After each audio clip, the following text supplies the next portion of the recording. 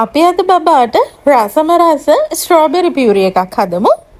Strawberry කියන්නේ බබාලට අවශ්‍ය කරන විටමීන, ಖನಿජ ලවණ වගේම තන්තු ඇතුළත් ආහාරයක්.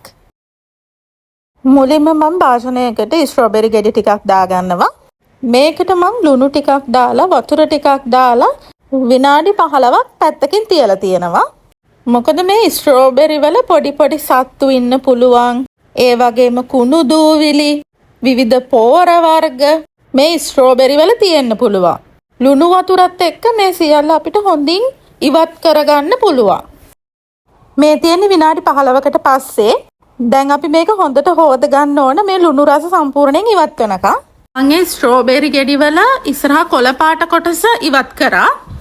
මේක මම පොඩි වෙලාවක් හුමාලෙන් තඹ ගන්නවා. කෙලින්ම වතුර එකකට දාලා තඹන්න එපා. මොකද මේකේ පෝෂණ ගුණේ විනාශ වෙන්න පුළුවන්. ගොඩක් වෙලා තඹ ගන්න ඕනේ නැහැ. විනාඩි 10ක් වගේ ගියාම හොඳටම ඇති. මම දැන් ග්‍රයින්ඩර් ජායකකට හොඳට ඉදුණු අඹ කෑලි ටිකක් එකතු කරගන්නවා. ඒකටම මම අර හුමාලෙන් තඹ ගත්ත ස්ට්‍රෝබෙරි ගෙඩි ටිකක් එකතු කරගන්නවා. මේ තියෙන්නේ මේක මම බ්ලෙන්ඩර් කරගත්තට පස්සේ මේක ගොඩක් රසයි. බබාලගේ කෙටි කෑම වේලකට එහෙනම් මේක try කරලා බලන්න.